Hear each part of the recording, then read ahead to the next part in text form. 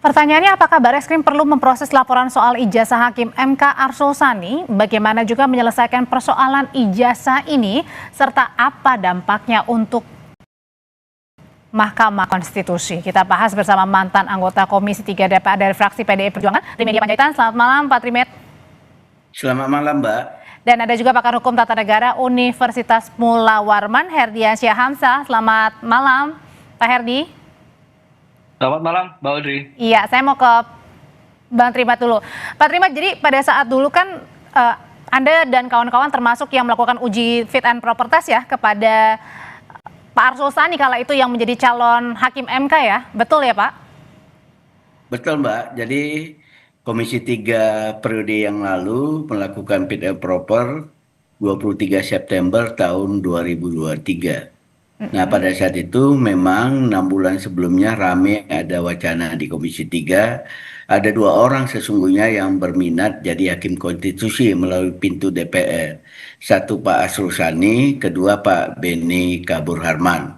Tapi menjelang waktu-waktu terakhir yang menguat Arsul Sani dan Pak Arsul Sani mendaftar, kemudian kami lakukan fit and proper dan seluruh praksi, 9 praksi di Komisi 3 pada saat itu sepakat untuk memilih Pak Arsul Sani secara aklamasi menjadi Hakim Konstitusi. Itu Oke. yang kedua. Yang ketiga terkait dengan persyaratan segala macam, itu tidak bagian yang kami periksa, karena apapun kami sudah lama tahu dan kami tahu juga Pak Arsul Sani ini sebagai pimpinan partai di P3 dan juga track record cukup baik. Kami lebih pada bagaimana Pak Arsul Sani ini bisa bekerja dengan baik di MK. Pak Trimat, jadi pada saat mau pintu yang dari DPR juga kinerjanya baik, Mbak. Oke, jadi pada saat fit and proper test atau uji kelayakan dan kepatutan calon Hakim MK kala itu dicek juga nggak sih misalnya tadi soal legalitas dokumen, termasuk juga misalnya ijazah S1, S2 sampai gelar doktoral? Itu pertama di sekretariat.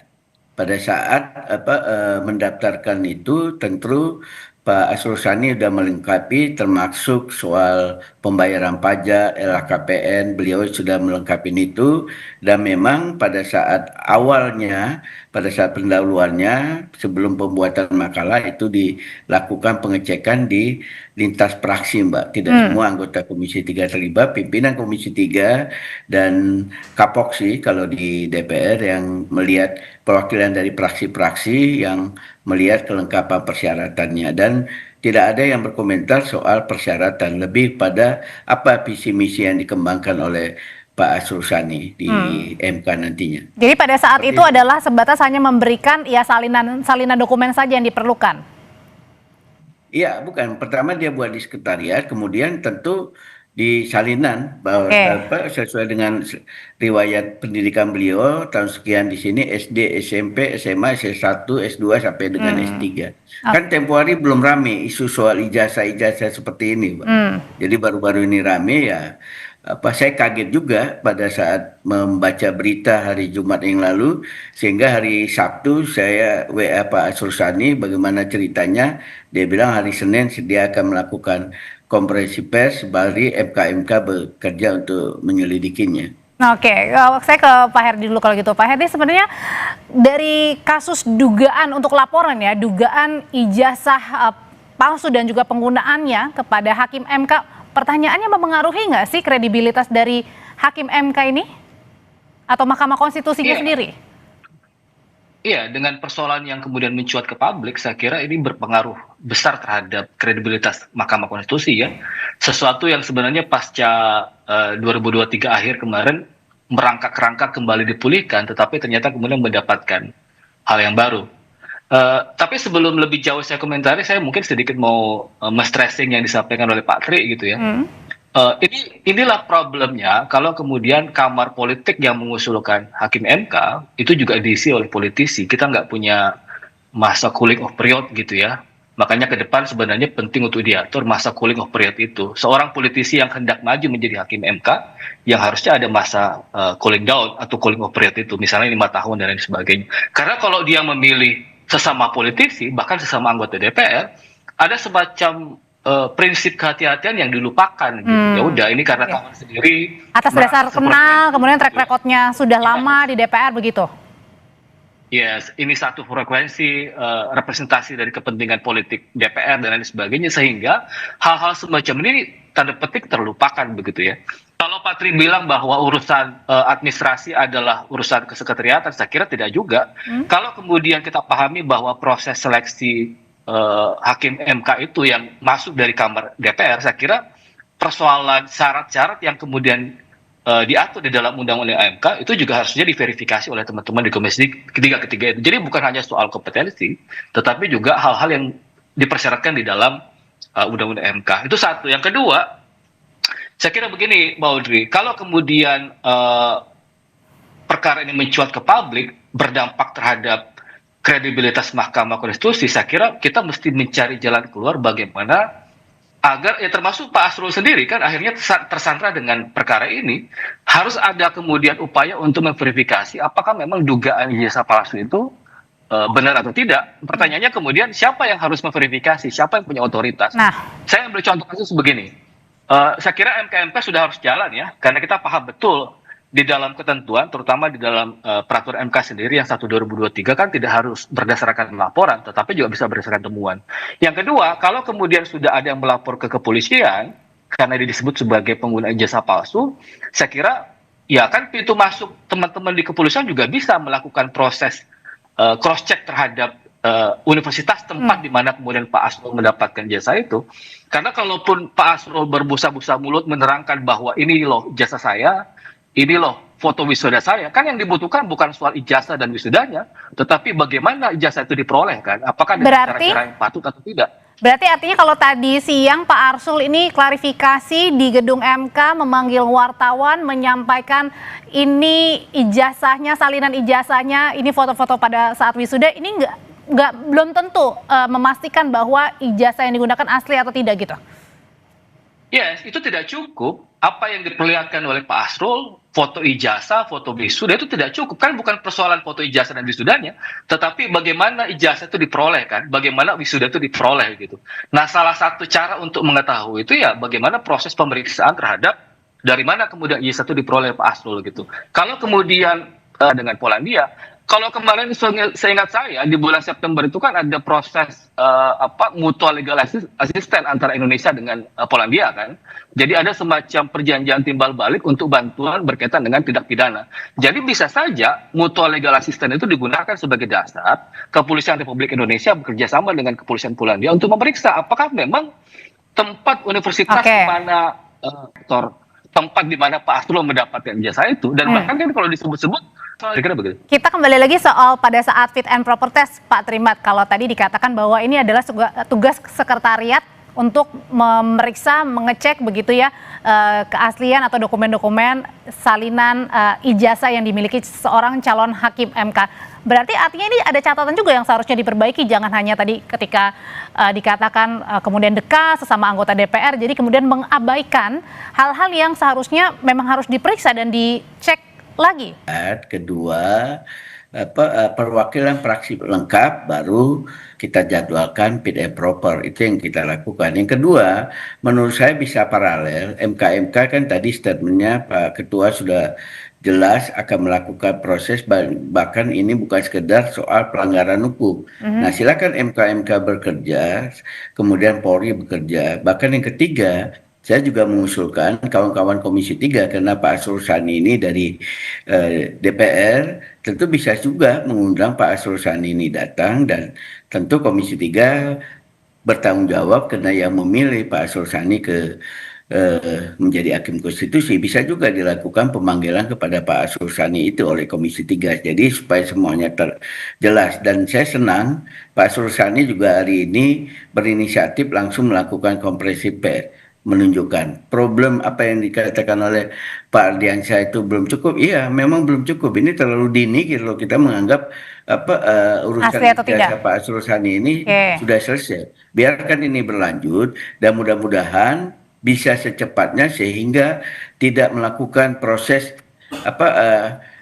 delegitimasi terhadap MK itu sendiri. Kita berharap MK-MK juga sempat bekerja. Apakah dalam proses ini Pak Asrul Sani boleh menangani perkara atau tidak? Itu juga harus diperjelas sebelum urusannya clear benar oleh MK-MK. Seperti itu, Mbak. Oke, dengan adanya dugaan ijazah palsu yang digunakan Pak Arsul Sani ini, pertanyaan berikutnya, apakah juga menjadi tanggung jawab dari anggota DPR yang kala itu melakukan fit and proper test kepada Pak Arsul Sani? Usai jeda ya Bapak-Bapak, tetap bersama kami di Sapa Indonesia Malam.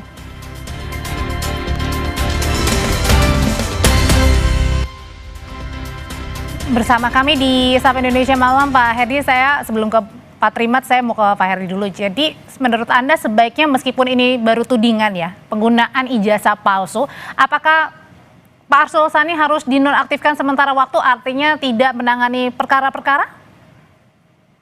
Ya, sebenarnya mekanisme itu disiapkan ya. Jadi kalau kemudian kita baca baik-baik di dalam Undang-Undang MK yang 7/2020, ada 3 skema pemberhentian di situ ya. Pemberhentian dikarenakan memang secara hormat, pemberhentian secara tidak hormat, ada istilah pemberhentian sementara. Apa maksud pemberhentian sementara di dalam Undang-Undang MK itu? Agar yang bersangkutan, misalnya salah satu hakim dianggap melakukan pelanggaran terhadap kode etik dan perilaku, dianggap melakukan perbuatan tercela misalnya, ada 8 ya syarat-syarat di situ untuk diberhentikan secara tidak hormat, maka bisa saja diberhentikan sementara waktu. Secara teknis dihitung sejak diberhentikan 60 hari ya, dan bisa ditambah 30 hari sebagai perpanjangan. Pertanyaannya, apakah kemudian Pak Asrul sebaiknya diberhentikan sementara waktu?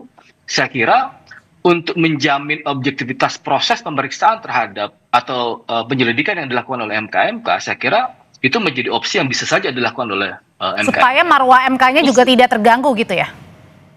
Yes, kita masih ingat betul dulu ketika problem putusan 90 ya yang melibatkan Gibran Rekabuming Raka. Saya kira waktu itu kan untuk menjamin objektivitas pemeriksaan, agar kemudian dianggap bahwa MK-MK bekerja secara independen, termasuk marwah MK secara kelembagaan. Saya kira itu menjadi opsi yang bisa saja dilakukan. Jadi pemberhentian sementara waktu sembari pertama Pak Asrul juga diberikan waktu untuk fokus di dalam menyelesaikan perkara ini. Yang kedua, itu juga bisa memberikan jaminan kepada publik bahwa proses pemeriksaan ini memang berjalan secara independen. Oke, kalau gitu apakah kemudian dengan kasus atau tudingan penggunaan ijazah palsu seorang hakim MK ini, Pak Trimet, apakah ini juga menjadi bentuk pertanggungjawaban kepada anggota DPR yang kala itu melakukan? Ya, saya kira iya. Makanya saya sampaikan tadi, bentuk dari pertanggungjawaban DPR dengan mengundang Pak Asrul Sani. Pak Asrul Sani dipanggil ke DPR untuk bisa juga menyampaikan, mempertanggungjawabkan apa yang dilaporkan. Ini saya kira bukan tudingan. Kalau sudah berani seseorang dari aliansi ini melaporkan ke Barreskrim, tentulah mereka ada bukti permulaan yang sangat cukup ya, sehingga berani melaporkan pejabat negara sekelas hakim konstitusi. Itu dilakukan. Kedua, MK-MK saya kira segera memprosesnya dan segera memeriksa, kemudian menyampaikan pendapatnya. Apakah Pak Asrul Sani berhenti sementara, tidak boleh menangani perkara-perkara sebagaimana disebutkan Pak Erdiansyah tadi, atau apa keputusan dari MK-MK supaya isu ini tidak bergulir. Tapi kan yang ketiga, isu ini kan bagus, Mbak. Isu ini udah langsung keluar, Pak Asrul Sani menyampaikan dan bahwa dia kuliah, kapan dia kuliahnya, Meskipun 11 tahun ya? Kapan. Memang saya agak surprise. Pak Asrul Sani tadi saya sekilas mendengar beliau selesai 11. Ya, Pak Trimet. Oke, sambungannya nampaknya terputus, Pak Trimet. Oke, saya kembali ke Pak Herdiansyah dulu kalau gitu, sambil menunggu jaringan yang bagus dari Pak Trimet Panjaitan. Pak Herdiansyah. Sebagai pimpinan. Oke, kita sambung kembali ke Pak Trimedia Panjaitan, tapi sambil menunggu saya mau bertanya hal yang sama. Ya, udah Mbak. Oke, gimana tuh tadi Pak Trimet? Jadi yang sorotan 11 tahun kuliah doktoral itu juga yang disoroti gitu?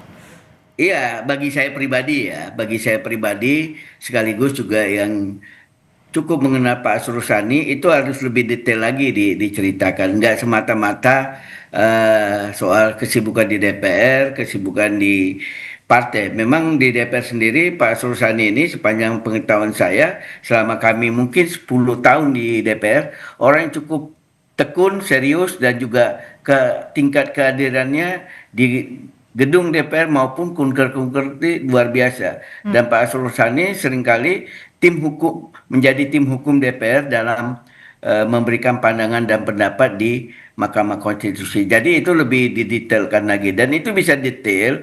Mudah-mudahan minggu ini atau minggu depan, karena minggu ini Komisi 3 kelihatan sedang memulai proses fit and proper terhadap KY, dan itu juga bisa menjadi bahan masukan terhadap Komisi 3 kejadian Pak Arsul Sani ini, sehingga jangan ada juga anggota KY yang dipilih itu bermasalah ijazahnya setahun 2 tahun kemudian. Oke, tadi juga sebenarnya di dalam di Komisi 3 juga sudah disinggung oleh Pak Habibur Rahman sendiri soal itu penggunaan ijazah calon anggota atau hakim KY, Pak Trimet.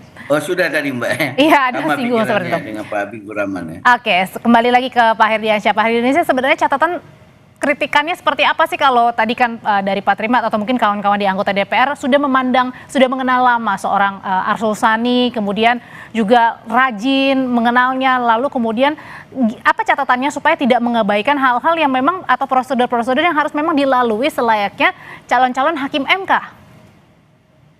Iya, berkenal cukup lama pendapat ya, karena bukan menjadi jaminan begitu ya.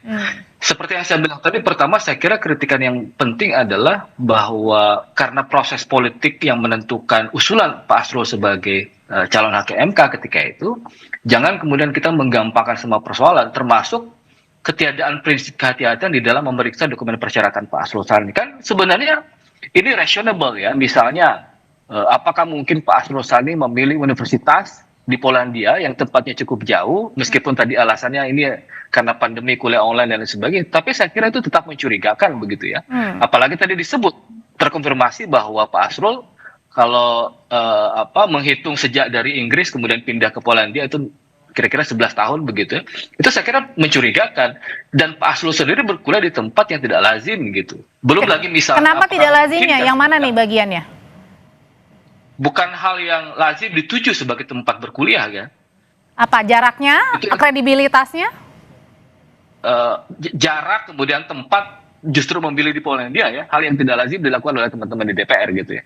Kemudian yang berikutnya saya kira penting untuk memastikan bahwa antara proses persyaratan, dokumen-dokumen persyaratan itu menjadi bagian juga yang harusnya ditanyakan dan diperiksa oleh teman-teman di DPR. Jadi jangan karena persoalan satu frekuensi seperti yang saya bilang di awal, berkawan lama, kemudian kita menafikan hal-hal semacam ini. Jadi ini saya kira penting untuk dipastikan kalau kita bicara soal proses seleksi ke depannya. Ini seperti kalau kemudian proses ini karena alasan ada tanggung jawab moral, makanya kemudian penting memanggil Pak Arsul, ya memang ini terkesan asap mendahului api ya, artinya seharusnya proses itu sudah dilakukan sejak awal. Bagaimana proses pemeriksaan sedetail mungkin dilakukan sejak awal, fit and proper dilakukan terhadap agar tidak ada cacat ya atau celah-celah ya begitu ya, Ferdi? Yes, itu yang menjadi penting menurut saya. Yang kedua, saya kira catatan pentingnya adalah berkaitan dengan MK secara kelembagaan. Kenapa tadi saya bilang ada opsi memberhentikan sementara waktu kepada Pak Arsul Sani, karena ini bicara soal kepercayaan lembaga, ada semacam public trust yang dipertaruhkan begitu. Jangan karena nilai setitik rusak susu sebelanga kan. Makanya penting proses verifikasi terhadap dugaan pengguna ijazah palsu yang dituduhkan kepada Pak Arsul itu segera diverifikasi. Secara politik tadi usulan Pak Tri, ya Pak Arsul Sani misalnya dipanggil ke DPR kemudian ditanyakan kembali seperti apa prosesnya dan lain sebagainya. Tapi bagi saya sebenarnya kan yang paling penting adalah bagaimana memastikan bahwa ada rangkaian kejadian di Polandia di mana Komisi Anti Korupsi di Polandia, KPK-nya Polandia kemudian menangkap beberapa orang yang berkaitan dengan pengelolaan universitas dengan dugaan membisniskan ijazah dari universitas yang dimaksud, yang kebetulan tempat Pak Arsul Sani berkuliah di sana. Jadi rentetan peristiwa ini juga tidak bisa dipisahkan. Makanya saya bilang tadi bisa jadi misalnya karena ada laporan masuk di Kepolisian Republik Indonesia, maka apa yang saya sebut tadi dengan istilah mutual legal assistance itu, perjanjian timbal balik di dalam urusan tindak pidana itu bisa dilakukan dengan Kepolisian Polandia. Ya hitung-hitung tes lah hasil dari MLA itu ya, mutual legal assistance yang pernah dilakukan yang tidak jauh. Kalau September kemarin. Kalau dari Pak Herdi sendiri artinya apakah harus tadi jalannya harus beriringan saja, misalnya yang diproses di soal tudingan itu di Barreskrim dengan yang di MK ini kan mengenai kode etik ya, apa itu harus berjalan bersamaan atau yang mana dulu harus dimulai dulu diselesaikan? Ya, saya kira bisa bersamaan. Jadi teman-teman di MK memulai proses pemeriksaan penyelidikan yang berkaitan dengan dugaan pelanggaran etik itu, karena domainnya memang di MK adalah domain etik ya. Apakah misalnya Pak Asrul dianggap melakukan pelanggaran terhadap kode etik dan pedoman perilaku hakim, apakah misalnya dianggap melakukan perbuatan tercela ya. Karena perbuatan tercela itu kalau kita baca penjelasan di Undang-Undang MK adalah perbuatan yang berkaitan dengan pertaruhan martabat nama lembaga kan. Jadi bisa saja pintu masuk itu digunakan, proses pemeriksaannya bisa dilakukan secara bersamaan, MK jalan, tetapi proses konfirmasi apakah memang ada dugaan jasa palsu yang digunakan di sana juga bisa dilakukan oleh aparat kepolisian. Bahkan secara politik tadi Pak Tri bilang, ya Pak Asrul bisa jadi dipanggil oleh DPR, meskipun ya harusnya itu ditempuh di awal proses seleksi di awal Pak Asrul Sani terpilih ya, tapi nggak apa-apa. Proses politik tetap harus dilakukan oleh Komisi 3. Setidak-tidaknya bagian dari pertanggungjawaban moral tempat di mana kemudian Pak Asrul Sani diusulkan sebagai Hakim MK ketika itu. Oke, kita lihat gitu, nanti apa keputusan dari MK dan termasuk juga MK. Terima kasih untuk pandangannya Pak Herdiansyah. Mbak, Oke, boleh. ini baru Silakan. pertama kali terjadi di DPR. Yang kami pilih apakah pimpinan KPK, kemudian Hakim Agung, sampai dengan Hakim Konstitusi dan yang lain-lain yang melalui pintu Komisi 3, peristiwa dipersoalkan ijazahnya. Jadi ini pelajaran dan catatan yang baik bagi Komisi 3 untuk lebih hati-hati. Saya setuju pendapat itu karena belum terjadi isu-isu soal ijazah-ijazah palsu ini. Ke depan soal ijazah memang harus menjadi concern yang tinggi bagi DPR sendiri, tidak hanya di Komisi 3 saya kira, tapi Komisi 1 sampai dengan 13 yang melakukan fit and proper. Oke. Seperti itu, Mbak. Oke, sudah kita tangkap. Ya. Terima kasih. Terima kasih, Pak Trimat. Kalau gitu. Saya kira bukan kali ini saja, Pak Tri. Kemarin juga pengganti Pak Arief itu bahkan tidak ada proses seleksi secara terbuka gitu ya. Itu juga yang kita sayangkan. Jadi sebenarnya teman-teman bukan, maksudnya soal ijazah, Pak. Soal ijazahnya. Berarti artinya itu Pak Heri juga setuju ya tadi ya kalau soal kedepannya sebenarnya harus lebih selektif lagi, bukan hanya sekedar ya syarat formalitas, tapi itu betul-betul harus diteliti, diperiksa ya benar apa enggak ijazahnya gitu ya. Yes, betul. Jadi on the track harus berjalan dengan prinsip-prinsip. Kira-kira begitu, Mbak. Oke, terima kasih Pak Hedi, terima kasih juga Pak Trimas, selamat malam Bapak-bapak semua.